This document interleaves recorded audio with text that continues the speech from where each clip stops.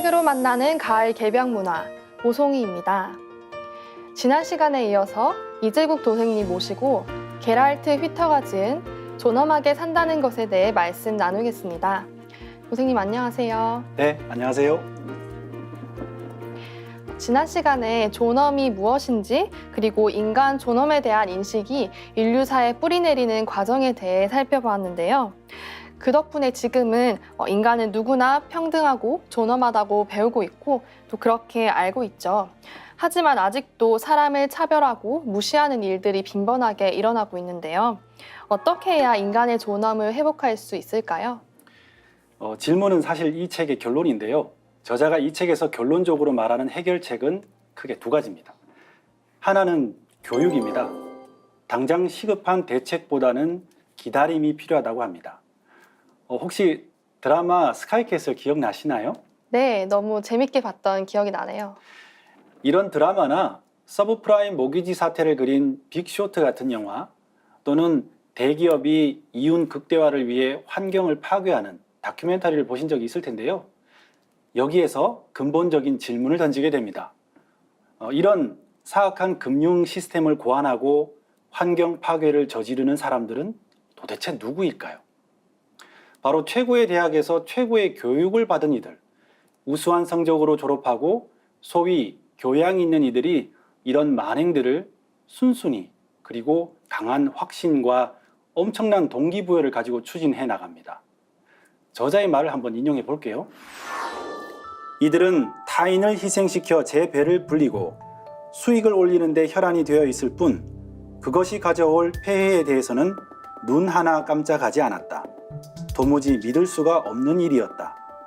하지만 무엇보다 내 마음을 흔들고 며칠 밤을 지새우게 만든 것은 이들이 바로 우리가 이상적인 교육 환경이라고 표현하는 곳에서 성장한 엘리트들이라는 사실이었다.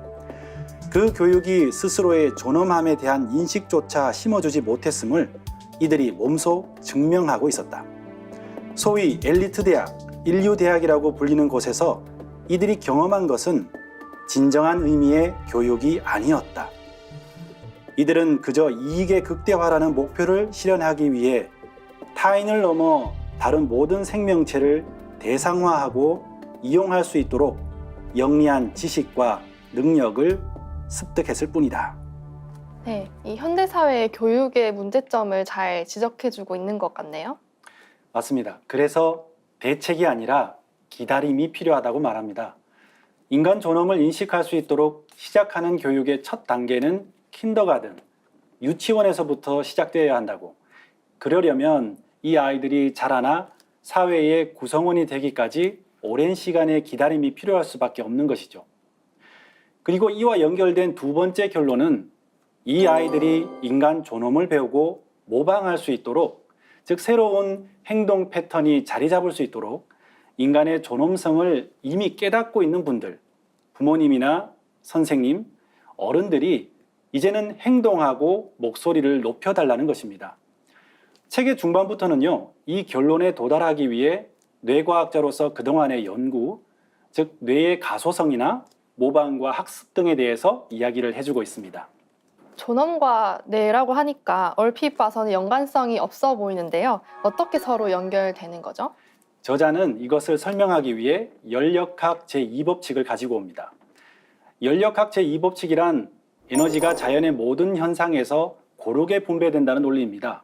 예를 들어 물컵에 잉크 한 방울을 떨어뜨리면 확산되어 나가죠. 결국 종국에는 완전히 잉크물이 될 것입니다. 이대로 그냥 내버려 두면 생명의 관점에서 보면 죽음이라고 할 수 있습니다.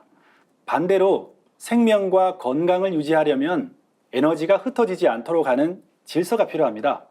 그래서 모든 생명체는 스스로 질서를 만드는 자기 조직화의 능력을 가지고 있어야 합니다. 엔트로피, 즉 무질서를 낮춰야 생존을 위한 에너지를 공급받을 수 있고 이 자기 조직화의 능력이 뛰어날수록 생존 가능성도 높아집니다. 이 말은 마치 꼭 인간이 수행을 왜 해야 하는지에 대한 대답과도 비슷하죠? 네, 이 수행의 원리와 생명 유지의 원리가 비슷하다는 말씀이시죠? 네, 저자는 뇌도 똑같은 원리가 적용된다고 합니다. 우리 뇌는 아무것도 하지 않고 있을 때에도 우리 몸의 에너지의 20%를 사용하고 있기 때문에 생각하고 고민하는 데 들어가는 에너지를 최대한 효율적으로 사용할 필요가 있습니다. 뇌는 단순화하고 자동화하려고 합니다. 뇌는 하나의 표준을 정하고 이에 따라 행동의 패턴을 만들고 행동을 조정합니다. 이것을 다른 말로 사고방식 또는 태도라고 말합니다. 한 개인이 지닌 삶의 태도는 인생을 살아오면서 해온 경험을 기반으로 만들어집니다.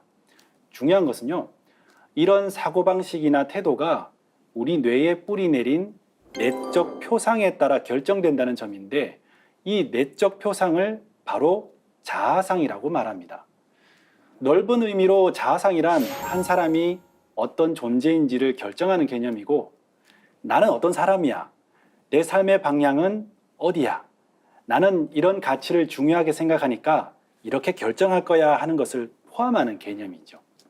그런데 이 자아상을 정하지 못해서 혼란스럽거나 또는 이제 서로 다른 자아상이 충돌하는 경우도 있겠네요. 그렇죠.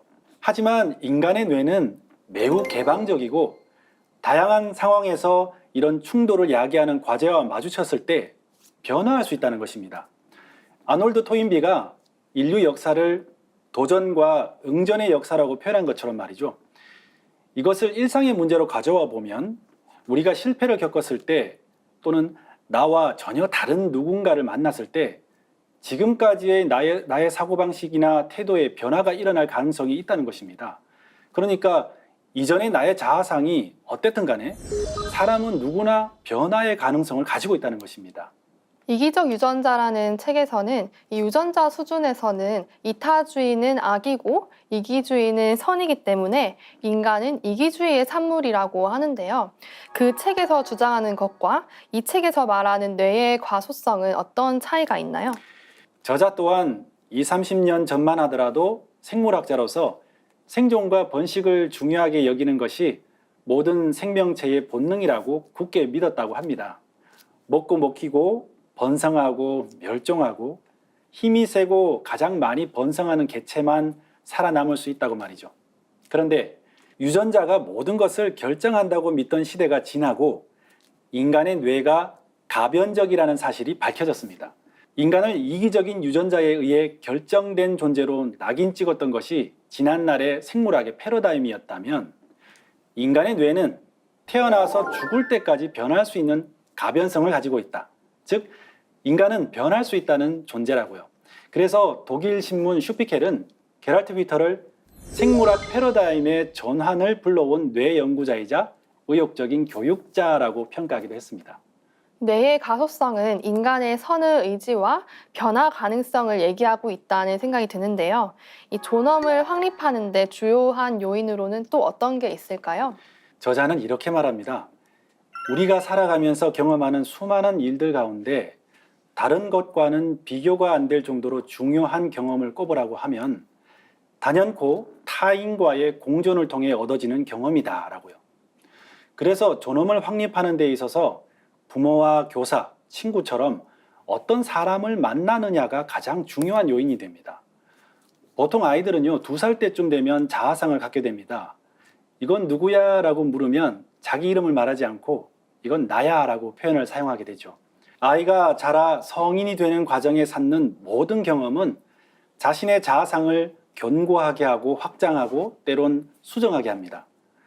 한 개인의 내적 표상은 하나같이 유일한 것이며 한 인격의 핵심이 됩니다. 나아가서 나와 주변과의 관계성을 파악하게 되는데요. 아이는 자랄수록 가정에서의 경험이나 타인과의 만남 또는 그 지역과 문화권 안에서의 경험을 통해서 현재 자신이 되었다는 것을 깨닫게 되죠. 우리가 역사를 통해서 또 한국의 사회 문화 풍토 속에서 살아가면서 한국인으로서의 정체성이 생기는 것처럼 말이죠. 말씀하신 것처럼 이 존엄과 관련된 인간의 정체성이 경험을 통해서 생기고 강화되는 것이라면 본래 인간은 하늘로부터 존엄성을 부여받았다라고 하는 그 천부 인권과는 거리가 있는 게 아닌가요? 경험과 관계의 중요성을 강조하다 보니까 좀 그렇게 볼 수도 있겠네요.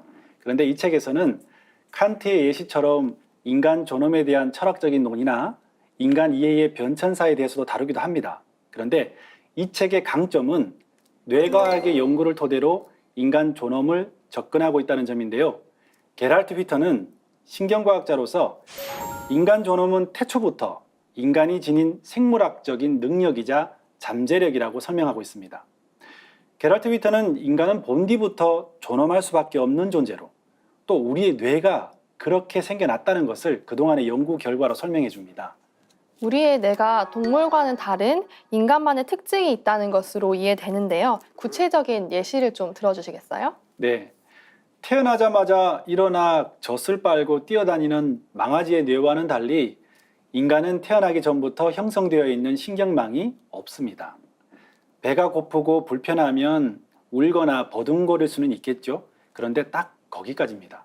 가르쳐주는 사람이 없으면 일어서거나 걷거나 말하기도 그리고 계산도 할 수 없습니다.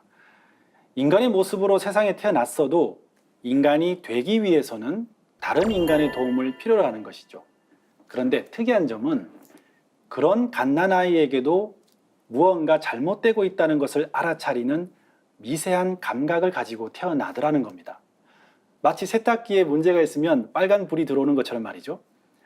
이것이 아이들이 태어나자마자 너무 많은 것에 무방비로 노출되지 않도록 도와줍니다.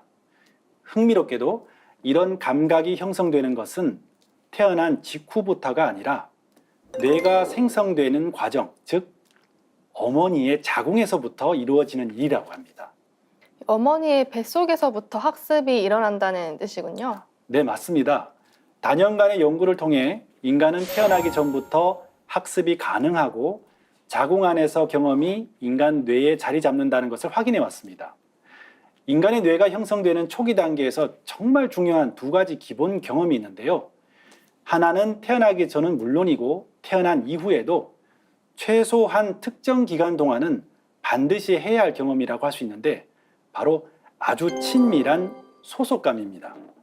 또 하나는 이 소속감을 바탕으로 개인으로서 성장하고 발전하는 경험, 그리고 자신의 창의력에 대한 경험이라고 해요. 아이들은 자라면서 인간을 더 깊이 이해하고 신뢰할 수 있도록 도와줄 특별한 만남이 존재한다는 것을 나중에 알게 될 것입니다.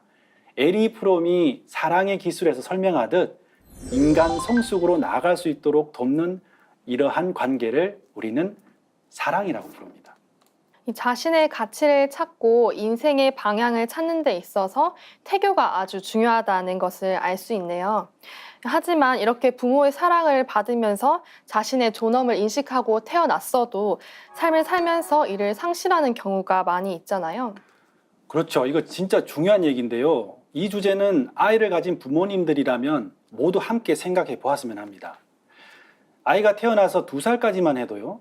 아이들이 하는 모든 행동들은 그저 축복입니다. 일어나 걷기만 해도 온 가족이 박수를 치죠. 혼자 배변을 하면 박수치고 난리가 나죠. 고사리 같은 손으로 무언가를 쥐고 만드는 행위 자체가 모두 축복입니다.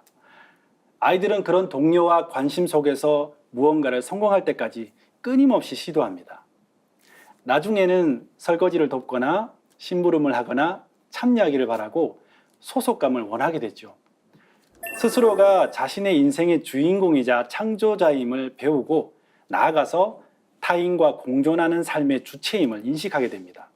그런데 이 세상에 자라는 모든 아이들의 성장 과정이 또한 아이들이 자라는 세상의 환경이 결코 정상적이지만은 않습니다. 이런 관심과 사랑을 처음부터 경험하지 못하는 아이들도 있습니다. 생명의 탄생 자체를 축복받지 못하는 경우도 있습니다. 이 와중에 아이들은 자신의 존엄성에 상처를 입어도 그것을 그저 느끼기만 할 뿐 왜 그래야 하는지 그것이 무엇을 의미하는지조차도 알지 못합니다. 한 개인이 갖고 있는 주체성과 존엄성의 위협을 받게 되는 경험들, 그 자체로 목적이어야 할 인간이 하나의 수단으로 취급받을 때 인간의 가장 기본적인 욕구가 무너지는 순간입니다. 놀랍게도 이런 환경에 처했을 때 활성화되는 뇌의 영역이 우리 몸에 문제가 생겼을 때 활성화되는 것과 같은 영역이라고 해요. 말 그대로 뇌에게도 고통스러운 경험인 거죠. 대부분의 아이들이 이 고통을 대처하는 가장 손쉬운 방법이 뭘까요? 혹시 아이들도 어른들이 남에게 상처받을 때 하는 행동과 비슷하지 않을까요? 맞습니다. 따라하기. 바로 상대가 나에게 했던 그대로 타인을 바라보고 수단으로 취급하는 것입니다. 엄마는 나빠, 아빠 싫어.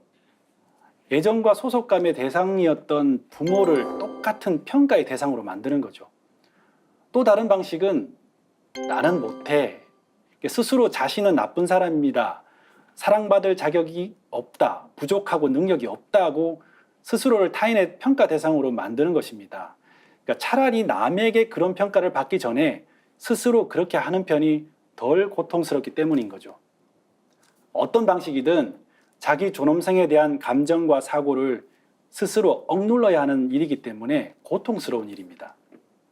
안타까운 마음이면서도 한편으로는 현대를 살아가는 모든 사람들이라면 아이들을 포함해서 말이죠. 이런 타인에 의한 평가와 경쟁 구도를 피하기가 힘들지 않을까요? 맞는 말씀이세요.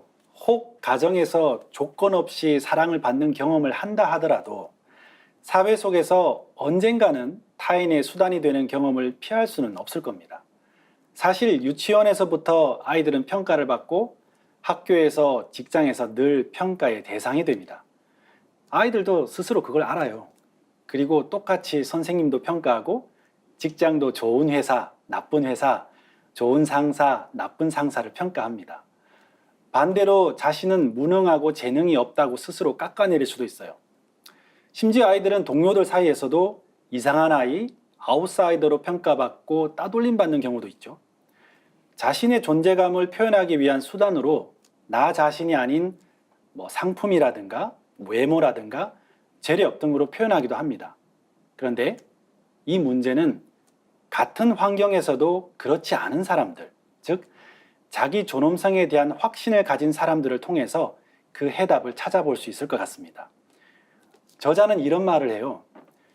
자신의 존엄함을 인식하는 사람은 자기 가치를 확인하려는 욕구에 시달리지 않는다. 자, 한번 직접 읽어볼게요. 자기 존엄성을 인식한 사람은 한정된 자원을 둘러싼 경쟁에서 성공해야 할 필요를 느끼지 않으며 광고 전문가들이 들이미는 그 어떤 대리만족에도 결코 흔들리지 않는다. 자기 가치를 확인하려는 욕구에 시달리지도 않는다. 이미 자기 가치를 충분히 알고 있기 때문에 유혹에도 흔들리지 않는다. 타인을 자신의 의도와 기대, 목적과 전략의 수단으로, 더 나아가 유혹과 호황된 약속의 수단으로 이용할 마음도 그를 통해 이득을 얻을 일도 없다. 이미 자신의 존엄을 인식하고 있기 때문에 타인의 존엄을 해치지도 않는다. 이것은 곧 자신의 존엄을 해치는 일이기 때문이다. 요즘 자신의 존재감, 존엄성을 찾아야 한다는 뜻에서 자존감이 있어야 된다는 말을 하는데요. 어떻게 해야 자존감을 키우고 존엄을 회복할 수 있을까요? 저자는 비록 지난 경험으로 자신의 존엄함을 억눌러 있었다 하더라도 새롭게 맺게 되는 좋은 인간관계를 통해서 신경망이 활성화되고 존엄함에 대한 감각을 일깨울 수 있다고 합니다. 지금까지 저자는 사람과의 관계를 통해서 존엄함이 무너지거나 또는 존엄함을 회복하거나에 대해서 말해왔습니다. 그것을 뇌과학으로 설명을 해왔죠.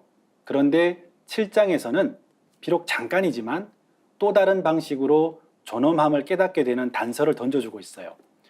성서에 등장하는 바울이 영적 체험을 한 뒤에 전혀 다른 이로 바뀐 예시 또는 가까운 신뢰로 서브프라임 모기지 사태로 리먼 브라더스가 파산했을 때 증권업자들 가운데 일부는 이전까지의 삶과는 완전히 다른 이타적인 삶을 살아가는 예시를 들어서 설명해 줍니다. 이런 영적 깨달음 또는 모든 가치관이 무너지는 실패의 순간은 심리학자 칼 융이 말한 진정한 자기를 찾는 인생의 전환점에 해당되기도 합니다. 그러나 이 부분을 친절히 설명해 주지는 않아요. 아마 제 생각에는 과학자로서 깊이 다룰 부분이 아니라고 생각했기 때문인 것 같습니다. 이 책을 읽다 보면 저자는 에리 프롬이라든가 칼 융이라든가 칸트와 지적 교감을 이루고 있지 않는가라는 생각이 드는데요. 한 발 더 나아가면 대승불교에서 말하는 유식론과도 연결될 수 있는 단서들을 찾게 됩니다.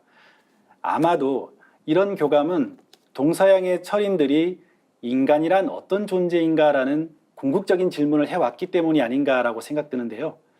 자, 어쨌건 이렇게 자기 존엄성을 인식한 사람은 더 이상 과거의 모습대로 살아갈 수 없게 되죠.